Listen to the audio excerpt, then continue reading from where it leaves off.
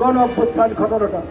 24-এর গণ অভ্যুত্থানেও সামরিক বাহিনী যদি শেষ পর্যন্ত জনগণের কাতারে এসে না দাঁড়াতো, তাহলে দেশে গৃহযুদ্ধ লেগে যেত, রক্তপাত হতো, ওই দক্ষিণ আফ্রিকার বিভিন্ন ব্যর্থ সংঘাতপূর্ণ রাষ্ট্রের তালিকায় বাংলাদেশের নামও যুক্ত হতো।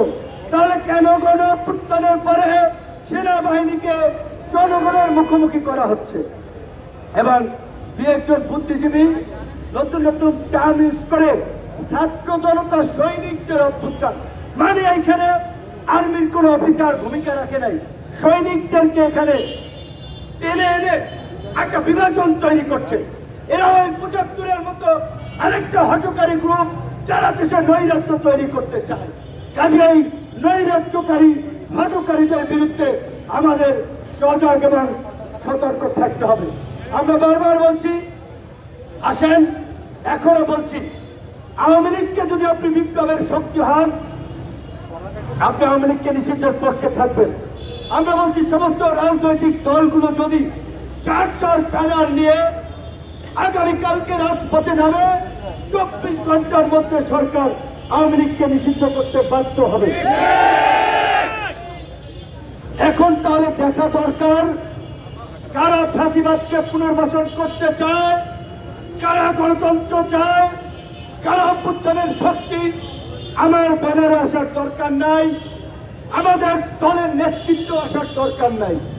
আগামীকালকে থেকে সব দল 4 ব্যানার নিয়ে আওয়ামী লীগ নিষিদ্ধের দাবিতে রাজপথে নামেন। রমজানের শেষ দিকে স্বাভাবিকভাবেই বিভিন্ন রাজনৈতিক দলের গুরুত্বপূর্ণ কর্মসূচি, সবাই বাড়ি যাবে, বছরে একটা ঈদ আসে, স্বজনদের জন্য কেনাকাটা, আবেগ অনুভূতি, অনেক কিছুই জড়িত। আমি গণ অধিকার পরিষদের নেতা কর্মীদেরকে অনুরোধ করে বলবো, এই ঈদটা প্রয়োজনে আমরা কম আনন্দ ফুর্তি করলাম। আগামীকালকে থেকে সারা দেশে জেলা উপজেলায় গণ অধিকার পরিষদের নেতা কর্মীরা আওয়ামী লীগ নিষিদ্ধে গণ স্বাক্ষর এবং অবস্থান কর্মসূচি পালন করবেন। ঢাকায় আমরা সকাল 11টায় জাতীয় প্রেস ক্লাবের সামনে এই গণস্বাক্ষর অবস্থান কর্মসূচি পালিত হবে।